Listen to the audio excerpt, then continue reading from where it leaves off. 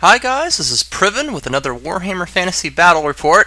Kind of got a special edition report, as y'all can see here. It's a huge epic battle of 12,000 points between the forces of good and evil.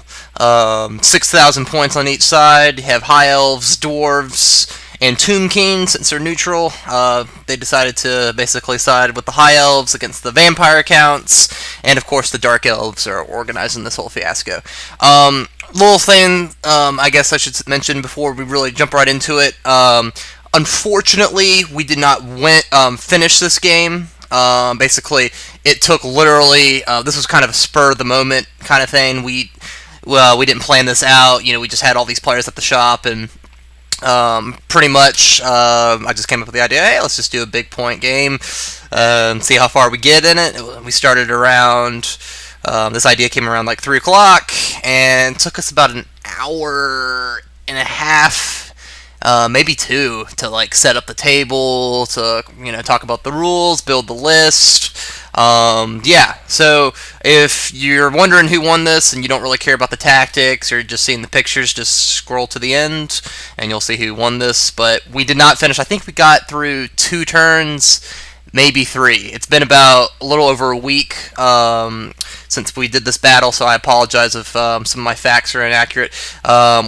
Didn't have access to a computer for a while.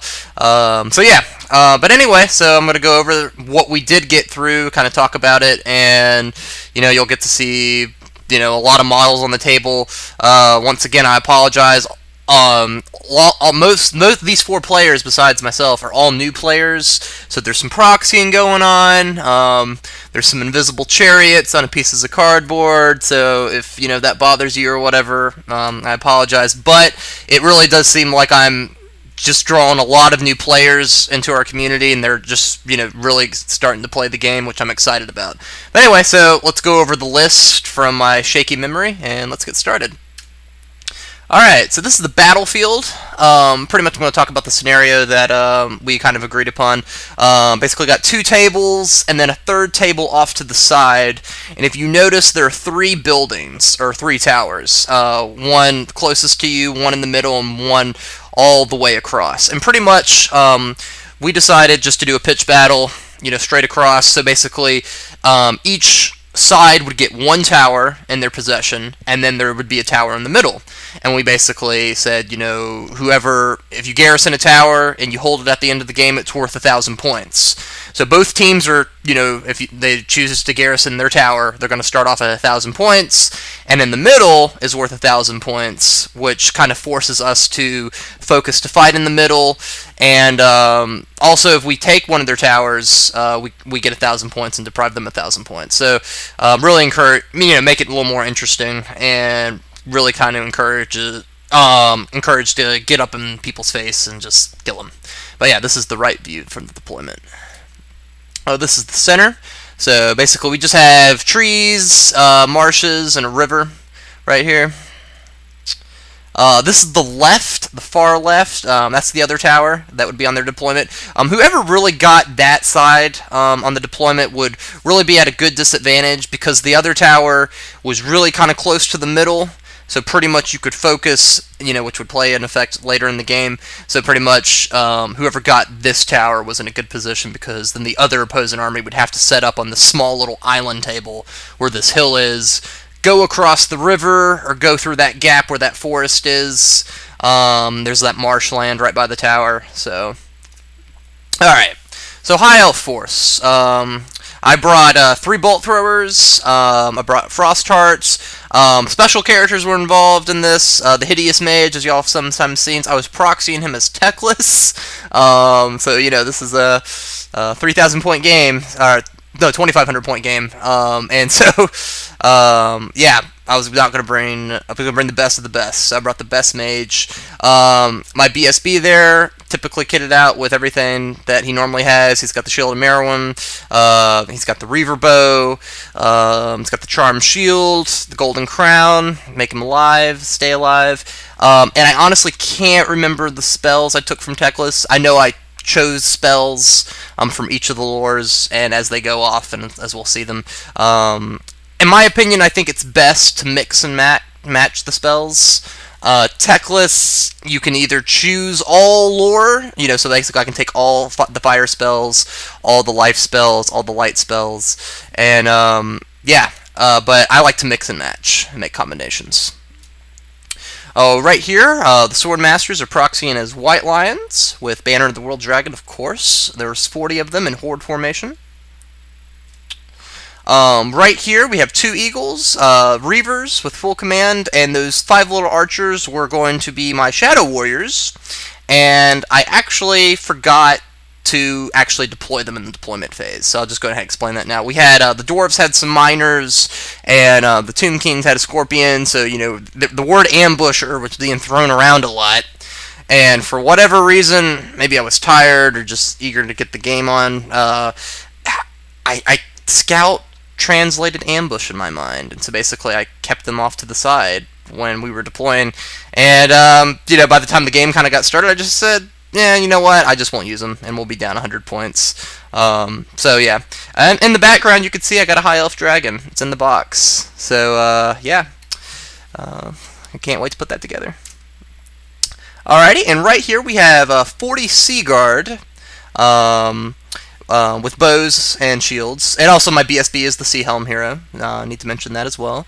If you're going to take the Sea Guard, you really need to take the Sea Helm hero. He has that ability where you can basically make them, they're in horde formation. If you get charged, you can stand and shoot, or you can do a free reform right then and basically bust them up in standard formation, do 5x5. Alrighty, so the dwarves. Like I said, it's been over a week. I'm going to try to remember what he brought. 20 Thunders, that's his BSB and his general. I do not remember what they were kitted out with. Though it did not matter because they were basically with the Thunders, which held one of our towers. And unfortunately, they didn't see combat. So, little spoiler alert there. And of course, the Dwarf Cannon.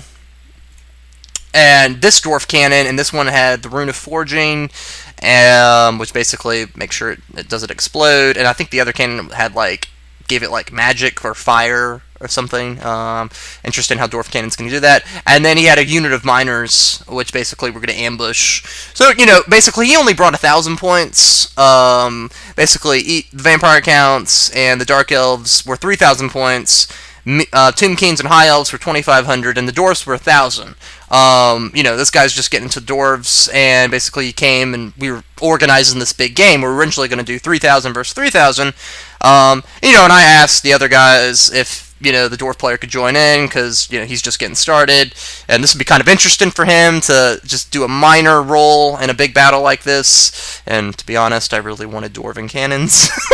On our side. So basically, 1,000 pointed dwarves, and then me and the Tomb Kings just shaved off our list by 500 points. And so it worked out. Alright, speaking of the Tomb Kings, once again, I apologize for the proxies. Have the chariots right there, 2 groups of chariots. And basically, I think he had full command with them. They had banners.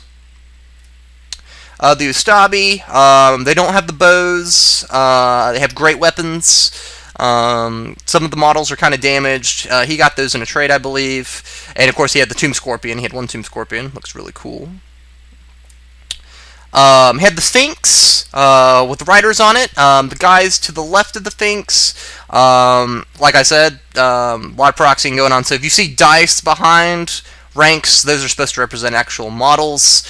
He doesn't have that many skeletons, unfortunately. A lot of the players, I was really kind of hoping to do this kind of game and motivate some of the newbies to buy more models and show them how much fun large point games could be. A lot of them didn't really want to do it at first because they were like, well, we don't have the models. I was like, well, just throw some dice down. This way you can actually feel what it feels like to do, not only a team battle, but a really big battle. So, a lot of proxying going on. But anyway, the skeletons next to the Sphinx are the Tomb Guard. They had a magical banner, I forgot what it was called, that basically allowed, you rolled a d6 plus 1, and it basically brought that many skeletons back to life, so pretty much it was going to really kind of make the Doom Guard kind of hard to kill. And I think they had Sword and Shield, and I believe the Tomb Guard had, Killing Blow, their weapon skill is better, their toughness and strength is a little bit better than the average skeleton. So, they're going to be pretty effective. Behind them is the Lich Priest, and he's the Hierophant of the army. Believe he chose Light for his lore. And believe he was a level 4, had the Talisman of Preservation, Dispel Scroll, and he was in just a little small unit of just normal skeletons. And there he is, another picture. Alright, and then, of course, he had about, like, 30 archers with the special character. Khalida, honestly, I'm not really sure what her name is, but she basically allows the archers to basically always be on, they're always going to hit on 5s, regardless. I think she makes their ballistics go better by 1, makes them poison, does a lot of little nifty things, and I think she is also a caster herself. So please comment if any Tomb King players are out there. I know you're probably few, unfortunately, because, the codex is really hard to work with, but if you played Tomb Kings, please correct me on some of these names, because I love the Tomb Kings. I wish more players played them, to be honest, and hopefully y'all will get a new codex, and that will fix a lot of problems. Alright, and of course, an auto take, the Casket of Souls. Not sure what happened to the photograph there. Alright, so now that's the good. Now we're finally getting into the evil side. Many of y'all seen these vampires before in my very first Bat Rep video. Terry the Terrorgeist is making another appearance in this. And then basically, I believe that White Knight is being proxied as a necromancer. It's not actually a White King. And then basically the vampire, great weapon, quick blood, red fury, talisman of preservation. Typical things you would see on a vampire. And then 2 groups of dire wolves. Always got to have a little chaff.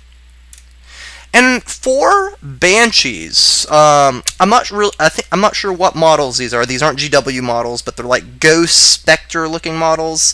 And I think she was planning to actually get the banshee models eventually from GW, but she saw these she said at a hobby shop, and they're like $3.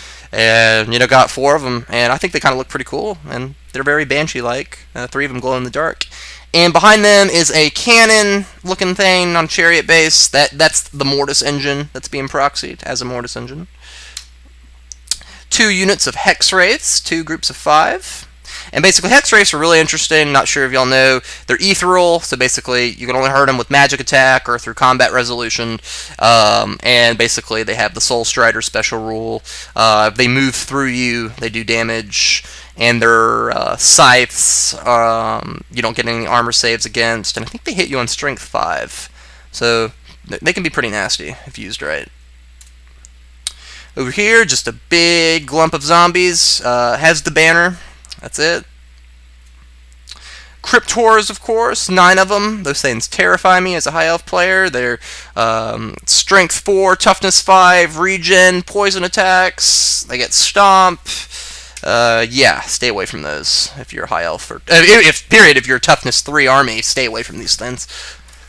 And right here, you got some skeletons. I believe they had a banner.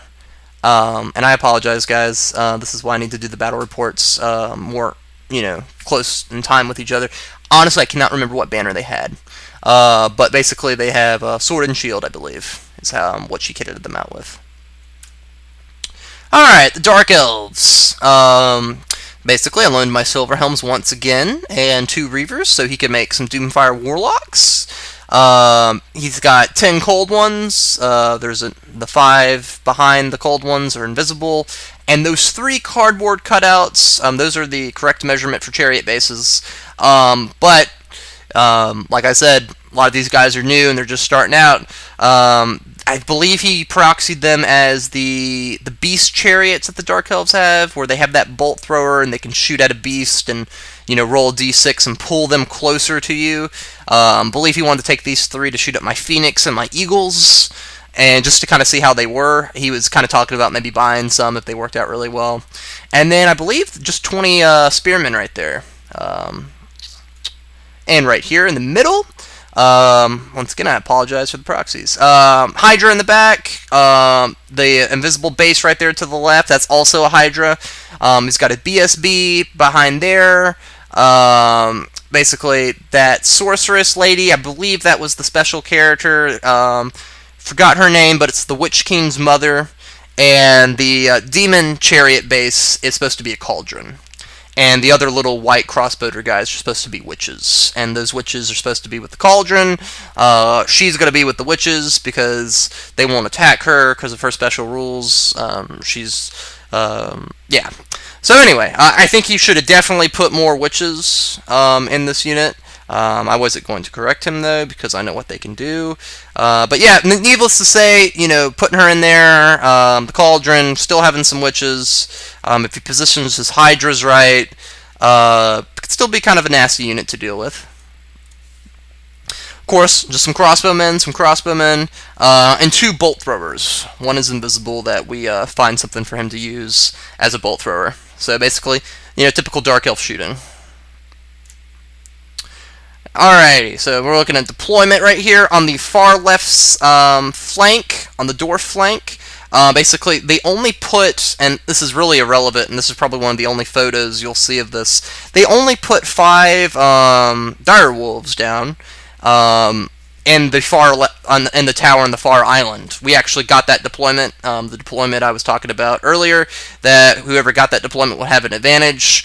The forces of good got it, and basically that's where we grouped up our dwarf.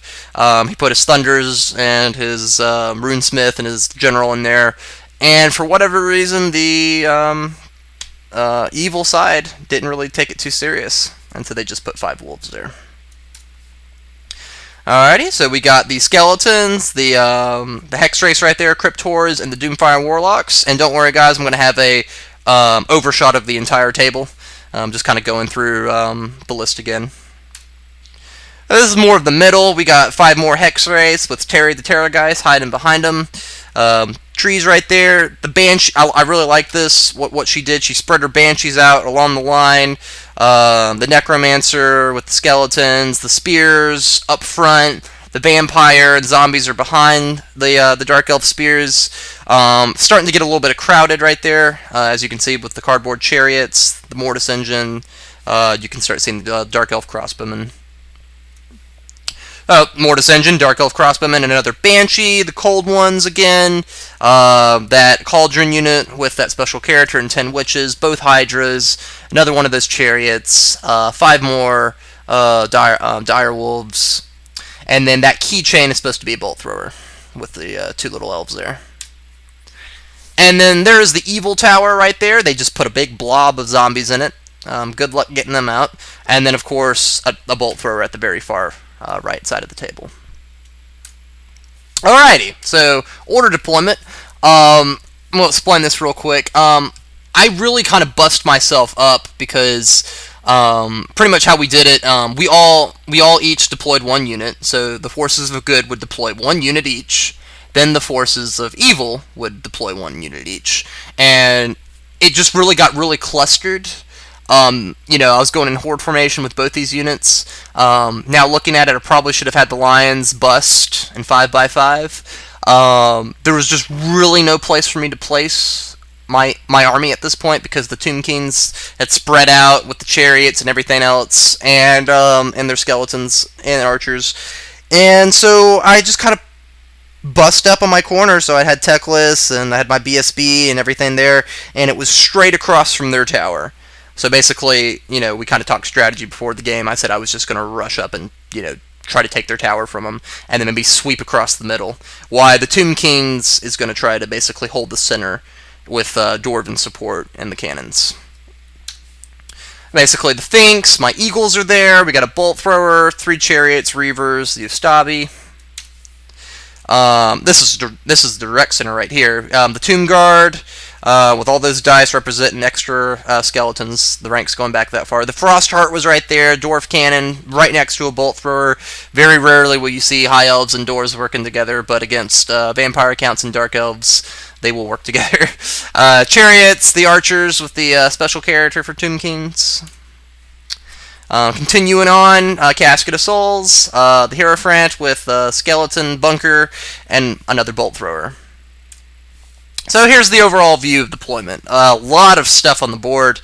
As you can see, I really just kind of stacked up. But, according to the scenario, that tower's worth 1,000 points.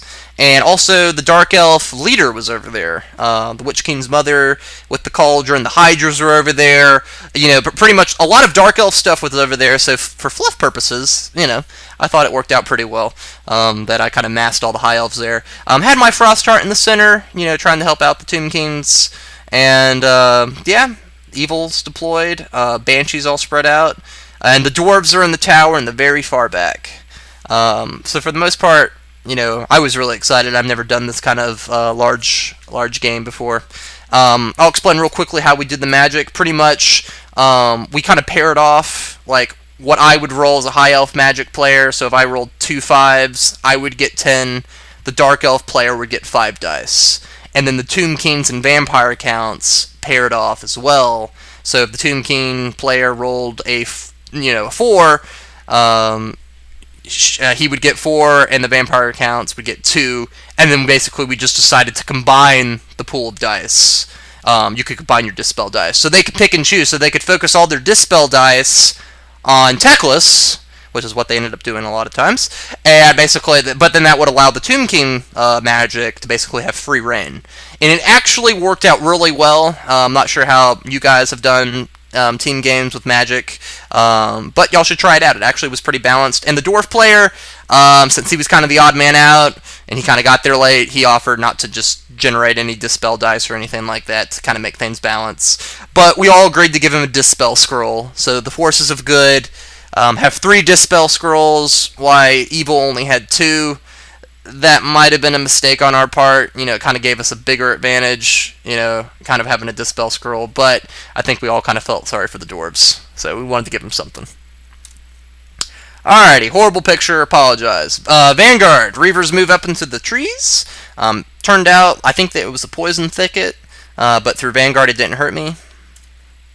Basically, turn 1 for order movement, we got to go first. Basically, I moved my Frostheart over back here, and it turned out that would be a mistake later because that really left the that position on the left very weak.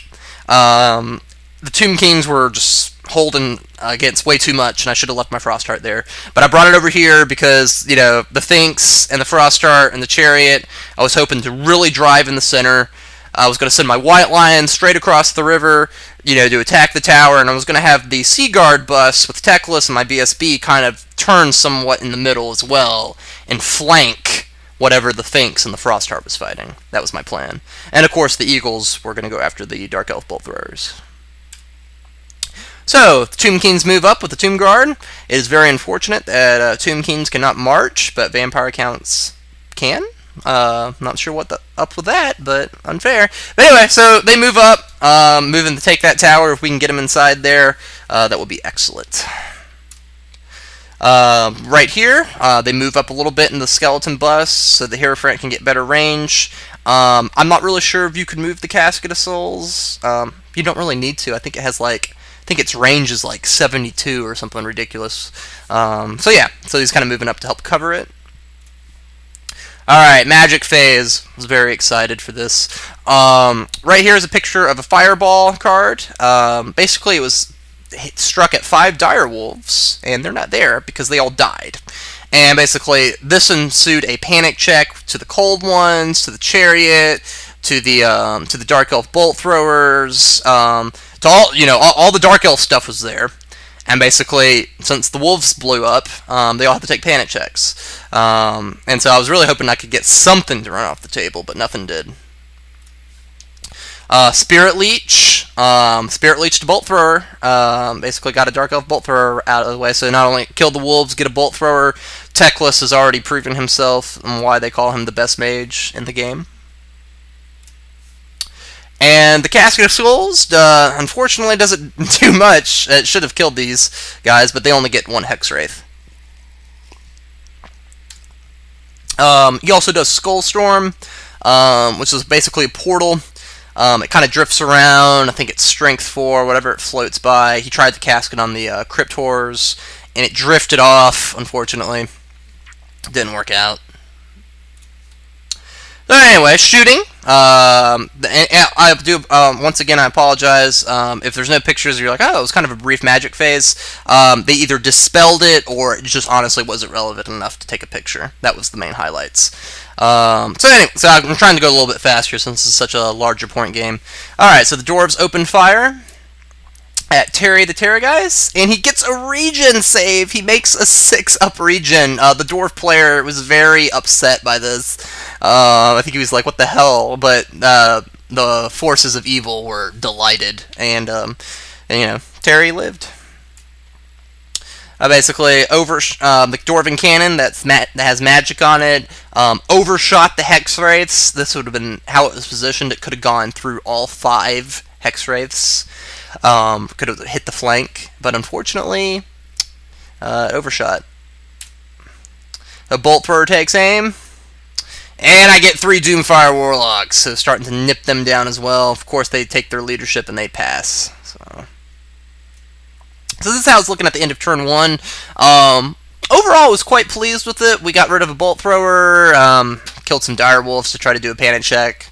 Of course, it didn't work. And, got a Hex Wraith, got a portal out there that can hopefully drift around and kill some stuff. And I killed 3 Doomfire Warlocks. And, we kind of moved up slowly more towards the tower. So hopefully their magic phase won't be too devastating to us. Alrighty, so basically, they move up, Hex Wraiths move up, basically they're getting ready. See right there, as y'all can look at this picture, look, and I feel really like a really bad ally, but, this is almost like what the High Elves would do. Yes, you go guard this flank, and we're gonna go over here and focus on the Dark Elves. And basically, we kind of abandoned, our Tomb King ally. To Hex Wraiths, to Doomfire Warlocks, to Skeletons, to Crypt Horrors. I feel like a bad person. Anyway. Alright, so Banshees all move up. That's terrifying. And they're all moving towards the Tomb Kings. And if I could have had my Frost Heart over there, we could have dealt with a few of them. So the Warlocks, Horrors, Skellies, they all mush forward on that left flank. Ugh. And, of course, the Dire Wolves move all the way up to the water where the Dwarves are. And probably the Dwarves at this point are just like, this is all you're giving me! I really felt sorry for the Dwarf player. I think he was a bit bored, except for the shooting phase, because all Dwarf players love firing their cannons. Alright, so basically, they try to do Doom Bolts on the Casket of Souls. We halted it, thankfully. Though the Vampire account player gets Curse of Years off on the Chariots, which won't do much unless we try to resolve it. So we got to get rid of it by next turn, or it's going to start eating away at the Chariots. I thought it was kind of funny, they're going to make Skeletons age even more. Alright, and of course Blade Wind, I really hate that spell, at the Reavers. But I countered it. Teclis is just, he's pretty awesome. Really like him. My dice knew I brought Teclis in, so they're actually rolling really well. That's pretty much all the magic. We really shut him down on turn 1 on magic phase. And Bolt Thrower fires basically killed my eagle. And the shooting from the Dark Elf Chariots fired at the eagle. Didn't pull him, thankfully, but put 2 wounds on him. So, not a very productive turn 1 for the evil side. They got Curse of Years off, killed an eagle, did 2 wounds, and they're really pressing hard in that left flank. Other than that, not much. The Dark Elves are just kind of sitting there. I really need to talk to him and tell him he definitely needs to be more aggressive, because those Cold Ones should have moved out. The Hydras need to be moving. And I think Terry the Terrorgeist is in a good position. I think he's waiting to see what we're going to do. But yeah, that's turn 1. Alright, turn 2 for overview. I added overviews in here so y'all can see the board and kind of talk about what's happening. Right here, I told the Tomb King player, he's never fought Hex Wraiths before, and he soon learned that I told him he has to charge with the Chariots. Because he's going to be charged, and they're just going to tear the Chariots apart. And he'll have the charge, and he'll have a banner, so he'll be up by combat by 2. Maybe he can do, through combat resolution, he can kill 1 or 2. See, that's just a tough spot right there because that Banshee is going to be in a position to scream at the chariots. Yeah, I mean, he couldn't decide maybe not to charge and try to casket them again, and we kind of pulled off to the side and talked about it for a bit, and we kind of came to the conclusion, try to charge the Hex Wraiths, and we'll use the Casket of Souls on the other Hex Wraiths coming towards it. Yeah, like I said, this left flank, I just feel really bad as an ally. I just brought that Frost Heart away and kind of left him to the wolves. So, he charges them in, and hopefully the Hex Wraiths will fluff their attack. I charge my Eagle in. It gets over, but it's a failed charge. Just shy. So, bye-bye, Eagle. Move the white lines forward. Now we're in the movement phase. I think it was like a 12 for me. No, not even a 12. At this point, I think it was just out of shot, charge range. So I just moved everybody up a bit. Moved my Reavers up as well. Moved them out of the forest. One died through dangerous terrain. That was okay. They have poison now, so maybe they can do something. And we get the Tomb Guard in the tower. So this is best case scenario that could happen. They got that banner. They're undead. Now the vampire counts will feel what it feels like to be fighting an undead in a watchtower scenario. So I'm delighted. And I move my Frost Heart over on my flank. Like I said, the High Elves are just kind of worrying about themselves, unfortunately. And I think was afraid of the Hydras and just everything. And I just wanted to kind of protect my flank. You know, it was kind of vulnerable. And it was already over here, and the Finks was going to be moving up. But once again, I should have left him on the left side of the table. So, the undead move up, chariots move up a little bit to try to get in a position to do a good charge. He's more than likely going to get screamed at least once, maybe, depending on... They might honestly start screaming at the tower. We weren't really sure what she was going to do. And the Finks is kind of getting clogged up, and so is the Stabby. So this is what it looks like with the overview. We got a combat going over on the left flank. Casket of Souls is looking like it's in trouble. The High Elf, our right flank was really strong. All those white lines, the Sea Guard, the Frost Heart. You know, objectively, we were going for their tower, and in my opinion, there was not much they could do to stop that. Alrighty, so magic right here. Pretty much Teclis tries to cast the Comet of Casadora. What the quarter is right there. That would have been awesome if it would have gone off. I only threw 3 dice. They used 4 of their Dispel dice to stop it, so it did not go off. I only failed by 1, though. Try the Net of Amok as well, on the cold ones. You know, then basically they won't be able to move, or they'll have to take a test, and if they fail, they'll take damage, and then they can't do their performed action. Unfortunately, failed as well. Vampires dispelled this one. Alright, so basically they spent most of their dispel magic on Teclis, as I stated. So basically this really gave the Tomb King magic to kind of come out. And basically, this was the result of that. I think that was a magic missile that got that Banshee. So we got 1. So good old magic of Nakara right there. Great picture. And then we go right into shooting. Unfortunately, I think they used both their Dispel Scrolls on the other Tomb King's magic phase to kind of negate it. That's why there's no pictures. So the dwarves open fire and shoot the chariot. It bounces over and it hits the chariot and bounces through into the Terrorgeist, and it actually kills Terry.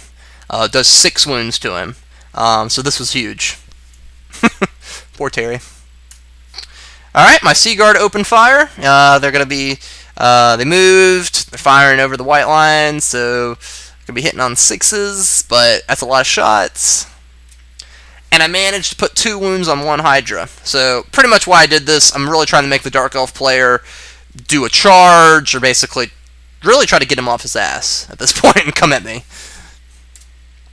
Bolt Thrower takes aim. Misses, though. I'm trying to get some of those Dark Elf chariots. Second one open fires. Kill more Doomfire Warlocks. So, more die. The archers, from a lot of shooting on our side, you know, Tomb Kings. I love their archers, especially with that special character. The archers fire, and they kill 4 skeletons. To be honest, I'm not sure why he chose to shoot at the skeletons. I'm not sure if she gives... I don't think she makes the arrows magic attack. I think she just makes them poison, so I don't think he could have shot at the Hex Wraiths or anything important. They only have 24 inches, and so I don't really think he had a target to shoot at, so he just decided to shoot at some skeletons. So other bolt thrower opens fires, and I killed the chariot. So basically how to show that I killed it, we just flipped the piece of cardboard over so you couldn't see the name. So we're doing some serious damage with our shooting. Probably doing more serious damage, ironically, with our shooting than our magic at this point.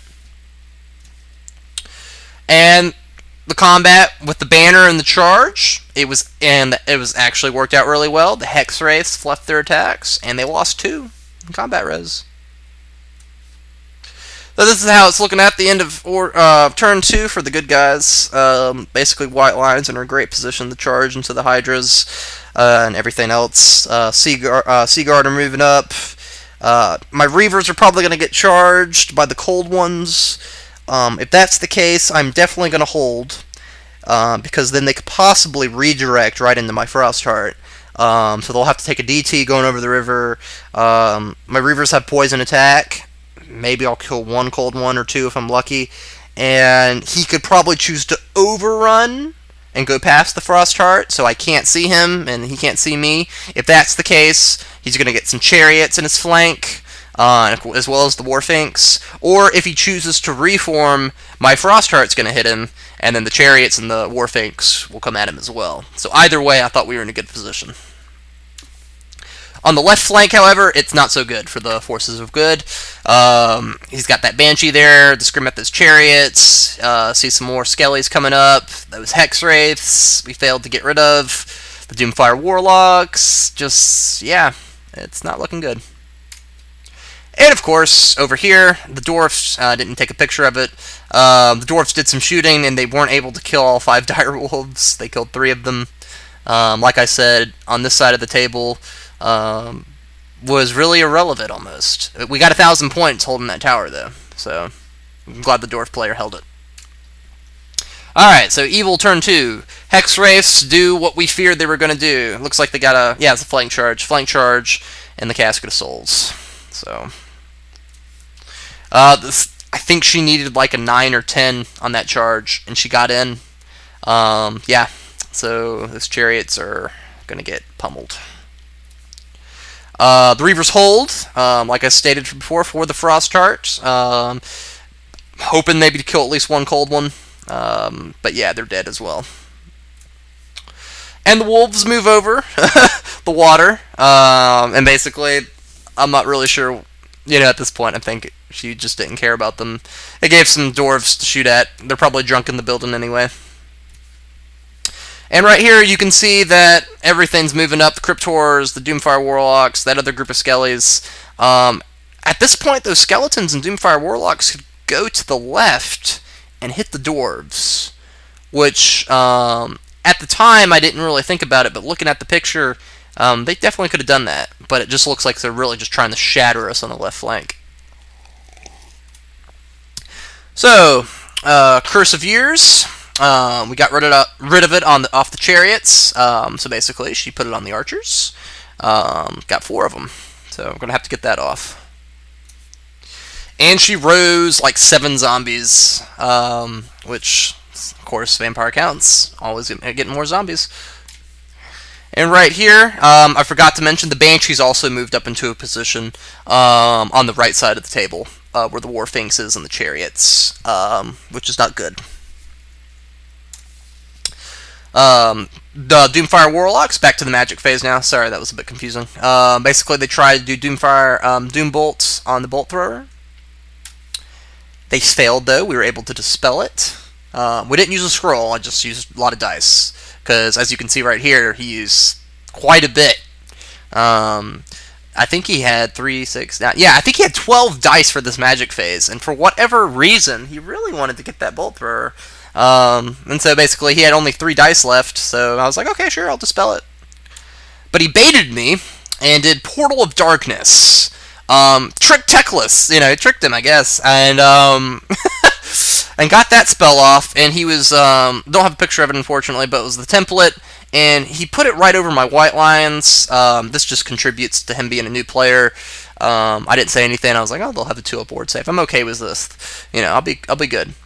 And it drifted over, landed over a Banshee, and it landed into into the Chariots. And the Tomb King player at the time, he was going to dispel this spell. And I was like, no, don't dispel it. And he kind of looked at me. He's like, you want it to go off on your white lines? And I explained it to him softly, and he's like, okay. And then when this happened and it went over his Chariots, he really glared at me. And I tried to explain to him. I was like, no, this is a good thing. We killed one of the Banshees before it was able to scream at you. And then I don't think he agreed that a Chariot's worth a Banshee. But, I definitely think so. So, yeah, this is the result. So, Dark Elf magic kind of going out of control here. Of course, he kills that eagle, like I knew he would. So both of them are dead now. Sad. Combat went how I thought it was. Reavers were completely wiped out. And he overran past the Frostheart, out of line of sight now. Puts us in a good position to charge. And gives my Frostheart maybe to charge the Hydra. I was kind of interested to see who would win that combat, a Frostheart or a Hydra. Haven't happened yet that I've seen. And right here, our left flank is literally crumbling. Kind of made a little light joke there. Chariots just can't stand up to all that combat resolution. They're going to get screamed at. Yeah. And, sorry guys, might have just been getting into it, but we ran out of time. The store was closing. I know, I'm really sad as well. I kind of wanted to keep going. Not really sure what could have happened, but I'll tell you what I would have done if the game would have gone another turn. The white lines definitely would have charged across the river into the Hydra. They would have killed it. If they would not, I would stop playing Warhammer altogether. And they would have overran into the second Hydra and the second Chariot and hopefully killed them too. Frostheart probably would have declared a charge on those on the Mortis engine or the crossbowmen. Hopefully the Chariot and the Warfinks would have gone at the cold ones. Yeah, I'm not really sure what we could have done about that left flank. We probably would have traded table positions. We would have gotten the right corner, but we would have taken their tower, and then they would have just taken that position over there. So, but yeah, we ran out of time, guys. Apologize. Regardless, though, it was an order victory due to the scenario. We had the tower in the middle, and we had our tower, and they only had one tower to our two towers. So we had an extra 1,000 points, not counting the other stuff that we killed, like the Chariot, the Bolt Thrower, the Wolves. But for the most part, if it would have gone on another turn, they would have got the Casket of Souls, they would have got Chariots, they could have possibly got into the Archer unit with the special character. So even though it was technically an order victory, it very well couldn't have been, because they would have got a lot of points on the left side of the table if we just could have gone for one more turn. But we got the Terror Guys too. So MVP. I'm honestly gonna let you guys choose. I honestly cannot decide. We only did 2 full turns, and we got 3 armies here, but MVP, pretty much I do these in my battle reports where I choose a specific unit that I think that performed the best, and my picks are really for High Elves, Techless, without a doubt, Dwarves, they're cannons, and then Tomb Kings, the Casket. It did do some, but not too much. Unfortunately, the Tomb Kings didn't get to do much in this game, but if I had to choose something, it would be the Casket. So let me know what you guys thought in the comments. I appreciate you guys for watching. It'll be another week or so before I post another battle report. I actually got another one lined up. I played against Dark Elves the other day at 3,000 points, but I'm not going to post it because that person is going to play a certain special game that he doesn't want people to know about what he's running. So anyway, but it's coming. Anyway, post, subscribe, like, and appreciate it, guys, and thank you for watching.